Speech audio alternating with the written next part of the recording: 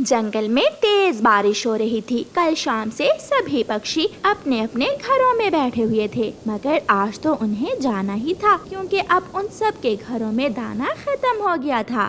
गौरी कव्वी अपने बेटे जग्गू को साथ लेकर चिड़िया के घर आती है। चिड़िया, मैं जग्गू को भी साथ ही ले आई हूँ। इसे कुकू और गुड़िया के पास छोड़ जाती हूँ। घर में अकेला डर रहा था। गौरी बहन, तुमने बहुत अच्छा किया। बच्चों, आराम से बैठकर खिड़की से बारिश देखना, कोई शरारत नहीं करना। मम्मा, जल्दी वापिस आना। पागल, बारिश में दाना मिलना बहुत मुश्किल होता है। मम्मा, मेरे लिए गरम गरम पकौड़े जरूर लाना। चिड़िया अपना छाता उठाती है। दोनों गौरी और चिड़िया बाहर निकलती हैं। चिड़िया कबूतर के घर के दरवाजे पर दस्तक देती है। अच्छा ही हुआ मिठू, जो तुम भी यहाँ ही हो। जल्दी करो, हमें देर हो रही है। गौरी, तुम्हारे पास छाता नहीं है? एक था, मगर कालू ने बेच दिया। मेरे पास है, मैं अभी तुम्हें छाता देता हूँ। फिर कबूतर गौरी कव्वी को छाता देता है और सब वहाँ से उड़ते हैं। हवा कभी तेज हो जाती तो कभी रुक जाती। थोड़ी दूर जाकर उन्हें बहुत ही स्वादिष्ट खुशबू महसूस होती है। ये खुशबू तो पकौड़ों की है। वो सब खुशबू के पीछे पीछे खींचे चले जाते हैं। वो सब चीलती के ढाबे पर पहुँच जाते हैं। आप सब बड़े छपरे के नीचे बैठ जाओ। क्या खाओगे? चिड़िया, मेरे पास तो देने को कुछ भी नहीं है। मेरे पास भी कुछ नहीं है। पकौड़े खाओगे या समोसे? चिंता ना करो, मेरे पास 100 रुपए है। आज की पार्टी मेरी तरफ से हुई। चील दी 100 रुपए के गरम गरम पकौड़े ला दे। मीठी चटनी लोगे साथ? हाँ चीलती, मीठी चटनी तो मेरी फेवरेट है। चीलती उन्हें पकोड़े दे देती है। वो सब मजे मजे से पकोड़े खाने लगते हैं। ठंडे ठंडे बारिश के मौसम में गरम गरम पकौड़ों से स्वादिष्ट कोई चीज नहीं है। मजे मजे से पकोड़े खा लेने के बाद वो सब फिर से उड़ते हैं। बारिश तेज हो जाती है और वो एक बड़े पेड़ के नीचे बैठ जाते हैं। मेरा तो आम खाने को दिल कर रहा है। मेरा भी। ऐसी बारिश में हमें आम कहाँ से मिलेंगे? मुझे पता है आम कहाँ से मिलेंगे। गौरी, तुम चलो मेरे साथ और हम सब के लिए आम लेकर आती हैं। गौरी कव्वी और चिड़िया अपने दो दोस्तों को वहाँ छोड़कर पके हुए आम लेने चली जाती हैं। पहाड़ की दूसरी तरफ एक आम का पेड़ था जिसका चिड़िया को पता था। बहुत मुश्किल से गौरी कव्वी और चिड़िया उस पेड़ तक पहुँच जाती हैं। अरे, यहाँ तो केवल एक ही आम लगा हुआ है। कल तक तो ये पेड़ भरा हुआ था। शायद रात की तेज हवा से पके हुए आम गिर गए होंगे और पक्षी उठा कर ले गए होंगे। चिड़िया वो एक आम तोड़ लेती है। हम सब थोड़ा थोड़ा खा लेंगे। चिड़िया, चलो वापिस चलते हैं। गौरी कव्वी और चिड़िया जब घने पेड़ों से गुजर रही थी तो उन्हें एक बूढ़ी कव्वी आवाज देती है। बच्चों, मेरी बात सुनो, मेरे पास आओ। चिड़िया, कोई बुला रहा है, शायद कोई मुश्किल में है। गौरी कव्वी और चिड़िया उस बूढ़ी कव्वी के पास जाती हैं। बेटी, मैं बहुत भूखी हूँ। मेरे पेट में भूख के कारण दर्द हो रहा है। मुझे कुछ खाने को दो। गौरी, एक ही आम है, हम ये आम इस बूढ़ी माझी कव्वी को दे देती हैं। हाँ चिड़िया, हम ऐसा ही करते हैं। फिर चिड़िया अपना आम उस बूढ़ी कव्वी को दे देती है। जीते रहो बच्चों। मैंने सोचा था शायद मैं भूख के कारण मर जाऊंगी। इस आम ने तो मुझे नई जिंदगी दे दी है। माँ जी, जिसके भाग्य का हो उसे मिलकर ही रहता है। चिड़िया और गौरी कव्वी वापस चली जाती हैं। जब चिड़िया और गौरी कव्वी वापस जाती हैं तो तोते के ऊपर एक बड़ी डाल गिरी हुई थी और कबूतर उसे हटाने की कोशिश कर रहा था। बचाओ, बचाओ, मुझे इस डाल से बाहर निकालो, मैं मर जाऊंगा। कबूतर भैया, ये सब कैसे हुआ? चिड़िया, जैसे ही आप गई तो ये बड़ी डाल ऊपर से गिरी और मिट्ठू नीचे दब गया। रुको, मैं यहाँ से पकड़ती हूँ और चिड़िया तुम लकड़ी से उठाओ। वो तीनों मिलकर जोर लगाती हैं, मगर वो डाल तो हिलने वाली ना थी। ये हमसे नहीं होगा, बहुत मुश्किल है। तो क्या मैं इसी डाल के नीचे दबकर मर जाऊंगा? मुझे बाहर निकालो, जैसे भी हो। मैं चील ढाबे वाली को बुला कर लाती हूँ। मैं अभी जाती हूँ। फिर गौरी कवि चील के ढाबे पर जाती है। चील दी, हमारा दोस्त मिठू बड़ी डाल के नीचे दब गया है, हमारी मदद करो, वो डाल बहुत बड़ी है।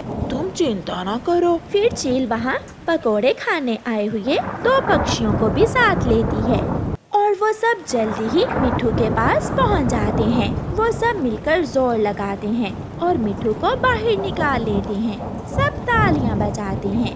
बच गया, मैं बच गया, मुझे मेरे दोस्तों ने बचा लिया है। अब हमें जाना होगा, बच्चे इंतजार कर रहे होंगे। चिड़िया, मगर अभी तक बच्चों के लिए कुछ खाने को तो लिया नहीं। मुझे अमरूद की खुशबू आ रही है, जरूर अमरूद का पेड़ कहीं आसपास ही है। फिर वो सब तोते के पीछे पीछे उड़ते हैं। पुराने कुएं के पास किनारे पर अमरूद का बड़ा पेड़ था, जिस पर पके हुए ढेर सारे अमरूद लगे हुए थे। वो रहा अमरूद का पेड़, वो रहा। फिर वो सब अमरूद तोड़ तोड़ कर अपनी अपनी टोकरियां भर लेते हैं। वो सब बहुत खुश थे। ये अमरूद बहुत मीठे हैं, बच्चे ये अमरूद खाकर बहुत खुश हो जाएंगे। वो सब अमरूद लेकर वापस जाते हैं। रास्ते में माही चील ढाबे वाली पक्षियों को बुलाती है। आप सब ये पकोड़े अपने बच्चों के लिए ले जाएं, मैं घर जा रही हूँ। और वैसे भी ऐसी बारिश में अब कौन घर से निकलेगा, रात भी होने वाली है। चील बचे हुए सारे पकोड़े पक्षियों में बांट देती है। चील दी, ये समोसा मुझे दे दें, मेरे जग्गू को समोसा बहुत पसंद है। बच्चे खिड़कियों में बैठे हुए अपने मम्मा पापा का इंतजार कर रहे थे। छोटा मिठू दूर से ही अपने पापा को आता हुआ देख लेता है। कीकी तो बारिश में घर से बाहर निकल कर बैठा हुआ था। गौरी और चिड़िया भी सुरक्षित घर पहुंच जाती हैं और अपने अपने बच्चों को भोजन देती हैं। पहाड़ों वाले जंगल में गौरी नाम की एक कवि रहती थी, जो जंगल में सबको परेशान करती थी। वो सबसे लड़ाइयाँ करती थी और सब पक्षियों की पिटाई करती थी। गौरी रोज सुबह अपने घर की सफाई करती और सारा कचरा उठाकर रानो चिड़िया के घर के सामने फेंक जाती थी। एक दिन रानो चिड़िया अपने घर की खिड़की से बाहर देख रही थी कि उसे गौरी कवि कचरा लाते हुए दिखाई देती है। गौरी कवि कचरा उठाकर फिर से चिड़िया के घर के सामने फेंक देती है। रानो चिड़िया गुस्से में अपने घर से बाहर निकलती है। गौरी की बच्ची तो तुम हो जो हर रोज मेरे घर के सामने कचरा फेंक जाती हो, उठाओ जल्दी इसे। क्यों? मैं क्यों उठाऊं? मैं तो यहीं फेंकूंगी कचरा। तुम जैसी काली कलोटी कवि से भला कोई अच्छाई की उम्मीद भी कैसे रख सकता है। तुम जाओ यहाँ से। तेरी इतनी हिम्मत, तूने मुझे काली कलोटी कहा? गौरी कवि रानो चिड़िया को धक्का देकर गिरा देती है और रानो चिड़िया के ऊपर बैठ जाती है। गौरी उठो, मेरा पंख दर्द कर रहा है। पहले मुझसे माफी मांग, फिर ही मैं तुझे छोड़ूंगी। मुझे माफ कर दो, मैंने गलती से सब बोल दिया। अब उठो मेरे ऊपर से। अब आइंदा मेरे बारे में अगर कोई बात की तो छोड़ूंगी नहीं मैं तुझे। गौरी वहाँ से चली जाती है और रानो चिड़िया भी रोती हुई वापस घर चली जाती है। दोपहर को रानो चिड़िया अपने घर से दाना लेने के लिए निकलती है। उसे एक पेड़ के नीचे चावलों के पौधे नजर आते हैं। वो उन पौधों से चावल तोड़ती है और वापस आती है। बुलबुल एक पेड़ पर बैठी हुई थी। वो रानो चिड़िया को आवाज देती है, रानो चिड़िया इधर तो आओ। आई अभी। रानो चिड़िया बुलबुल के पास जाती है। रानो बहन, कल मैं दूसरे जंगल फल तोड़ने जा रही हूँ, चलोगी मेरे साथ? नहीं बुलबुल बहन, मैं ज्यादा नहीं उड़ सकती। क्यों, क्या हुआ? वो गंदी कवि फिर मुझसे सुबह लड़ाई करके गई और मेरे पंख के ऊपर बैठ गई। मेरा पंख बहुत दर्द कर रहा है। बहुत मुश्किल से घर से दाना लेने के लिए निकली हूँ। वो गंदी कवि अब हद से बढ़ गई है, का अब कुछ करना ही पड़ेगा। मैं घर चलती हूँ, पंख में बहुत दर्द है। रुको, मैं अपने घर से तुम्हें दवा ला कर देती हूँ। बुलबुल अपने घर जाती है और रानो चिड़िया को पंख दर्द की दवा लाकर देती है। रानो चिड़िया बुलबुल को धन्यवाद बोलकर चली जाती है। थोड़ी देर बाद गौरी कवि फिर से अपने घर से निकलती है। बुलबुल गौरी के पास जाती है। गौरी, तुम अपनी हरकतें सुधार लो। बेचारी रानो चिड़िया का पंख इतना दर्द कर रहा है, क्या जरूरत थी उसके साथ लड़ने की? मोटी, तू अपना मुंह बंद रख। मेरी मर्जी, मैं जिसके साथ भी लड़ूं। तुम हर रोज कभी किसी के साथ लड़ती हो तो कभी किसी से, बाज आ जाओ। अच्छा, तुम भी रोज बैठकर किसी ना किसी से मेरी बुराई सुनती हो, तभी बैठ बैठकर बातें सुन सुनकर इतनी मोटी हो गई हो। कभी उड़ भी लिया करो, मेरी तरह स्लिम स्मार्ट तो बन नहीं सकती तुम। अच्छा, मुझे मोटा कह रही हो, और तुम जो इतनी काली हो, क्रीमें लगाकर भी खुद का रंग नहीं बदल सकती। बुलबुल की इस बात पर गौरी कवि को गुस्सा आ जाता है। वो बुलबुल को जोर से पकड़ती है और अपनी चोंच से बुलबुल की खूब पिटाई करती है। तुझे तो मैं छोड़ूंगी नहीं, मोटी कहीं की। बुलबुल को मारने के बाद गौरी कवि वहाँ से चली जाती है और बुलबुल बेचारी रोती रह जाती है। तोता बैठा अमरूद खा रहा था। गौरी कवि तोते के पास जाती है। तोते, अपना ये अमरूद तुम मुझे दे दो। क्यों दूं? इसे मैं इतनी मुश्किलों से तोड़ कर लाया हूँ। अगर खाना है तो खुद जाकर ले आओ। तुझे तो मैं ठीक गंदी चोंच वाला तोता कहती हूँ। तेरी इस चोंच पर जरूर किसी मक्खी ने काटा होगा, तभी तेरी चोंच इतनी मोटी है, या फिर खा खा कर तेरी चोंच इतनी मोटी हो गई है। तेरी जितनी लंबी जुबान है तभी तेरी शादी नहीं होती। क्यों कोई बेचारा कौवा तुझसे शादी करके अपना जीवन उजाड़ेगा?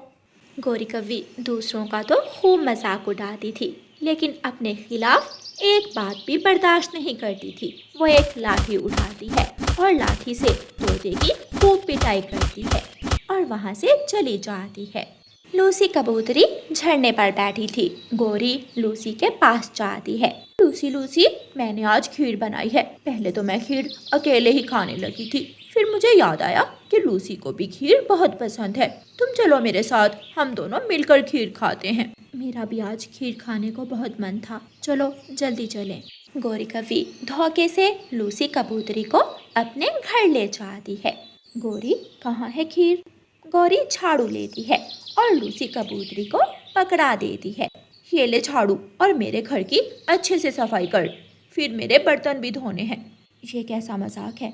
मैं अपने घर जा रही हूँ। कान खोल कर सुन लो, जब तक तू मेरे घर के सारे काम नहीं करेगी मैं तुझे नहीं जाने दूंगी। गौरी कवि एक लंबी सी लाठी उठाती है। ये लाठी देख रही हो? अगर काम किए बिना निकली तो इसी से पीटूंगी तुझे। लूसी कबूतरी डर जाती है।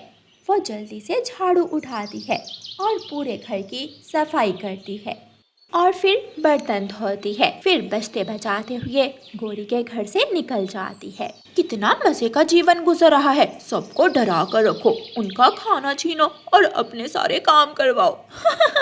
शाम को गौरी कवि फिर से घर से निकलती है। वो सेब के पेड़ पर जाती है और हर सेब से थोड़ा थोड़ा सेब तोड़कर खाने लगती है। वहाँ पर एक बूढ़ी चील भी आ जाती है।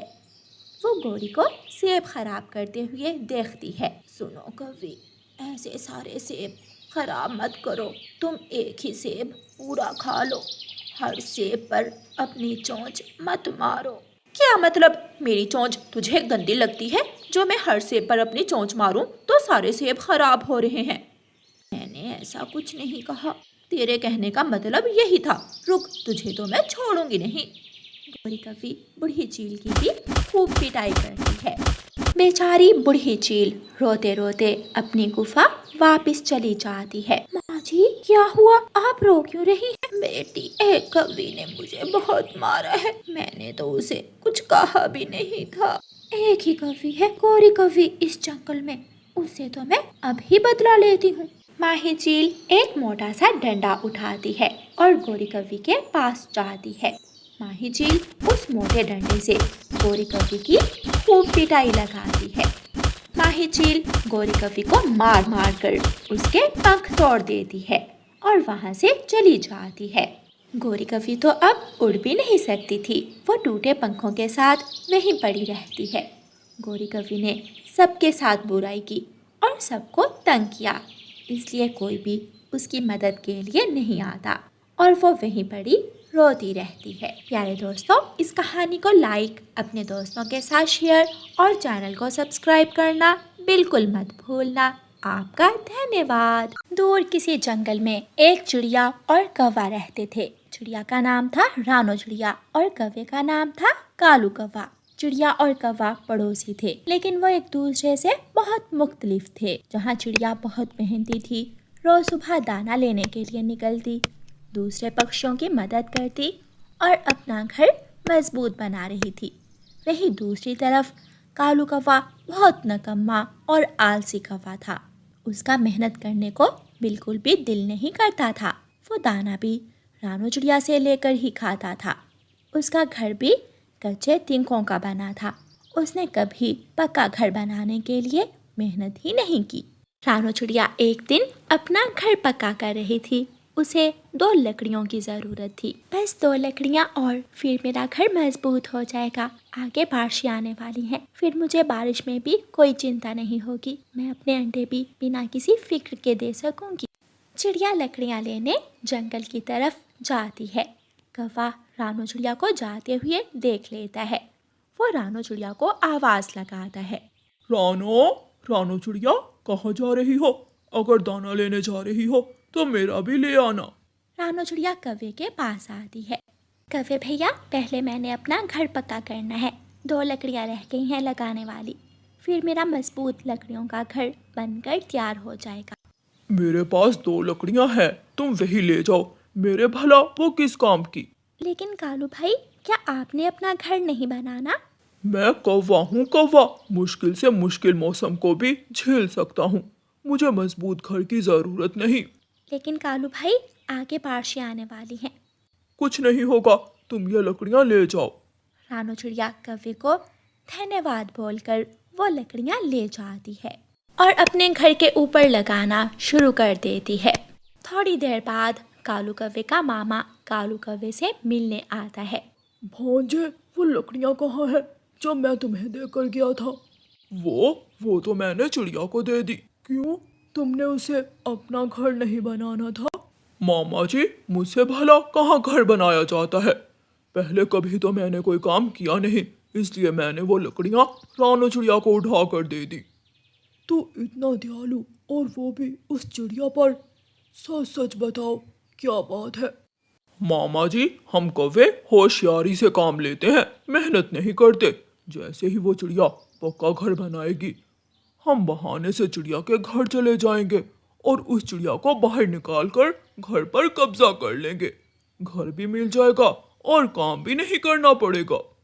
वाह मेरे भांजे, आज मुझे तुझ पर बहुत गर्व महसूस हो रहा है। अब तक तो वो चिड़िया घर बना ही चुकी होगी, चलो वहाँ चलते हैं। वो दोनों मामा भांजा चिड़िया के घर जाते हैं। चिड़िया, मुझे अपने घोंसले में धूप लग रही है। बारिश तो मैं बर्दाश्त कर ही लूंगा, लेकिन ये सख्त धूप मुझे बर्दाश्त नहीं होती। कोई बात नहीं, आप दोनों मेरे घर आ जाओ। मेरे घर में मटके में ठंडा पानी रखा है, आप पानी पी लेना। मामा भांजा चिड़िया के घर के अंदर जाते हैं और मटके से ठंडा पानी प्याले में निकाल कर पी लेते हैं। कालू भाई, मैं दाना लेने जा रही हूँ, आप पीछे से मेरे घर का ख्याल रखना। तुम चिंता मत करो, अब तो इस घर का हम पूरा ख्याल रखेंगे। बेचारी रानू चिड़िया बेखबर थी कि कालू कौवा तो उसके घर पर कब्जा करना चाहता है। वो कालू कौवे को घर में छोड़कर दाना लेने चली जाती है।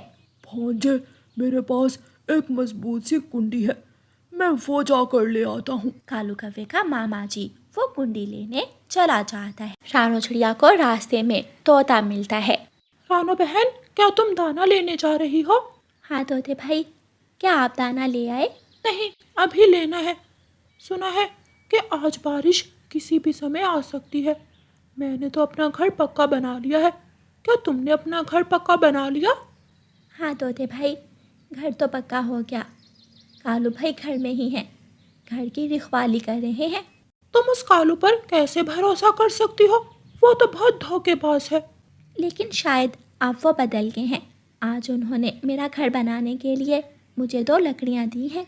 अच्छा, वो कौवा इतना अच्छा कैसे हो गया? आए, आप भी दाना लेने मेरे साथ ही आ जाएं। चलो फिर चलते हैं। फिर चिड़िया और तोता दोनों दाना लेने चले जाते हैं।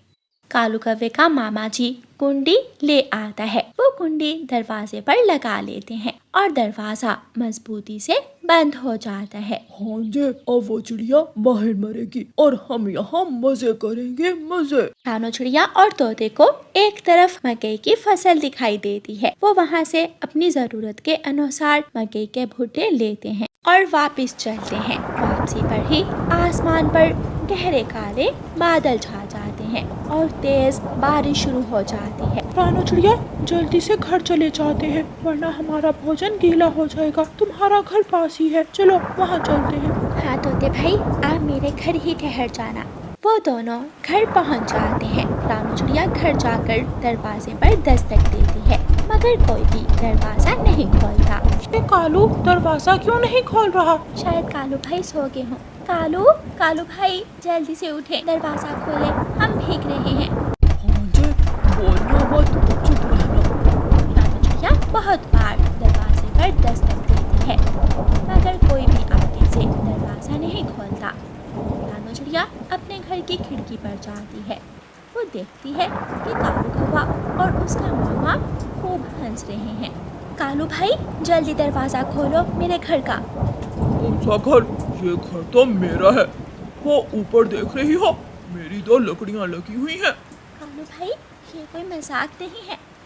हाँ, कोई मजाक नहीं है। यहाँ से निकलो, ये अब मेरा घर है। तुम जाकर कोई और घर बनाओ। मैंने बहुत मेहनत से ये घर बनाया है, आप मेरे साथ ऐसा नहीं कर सकते।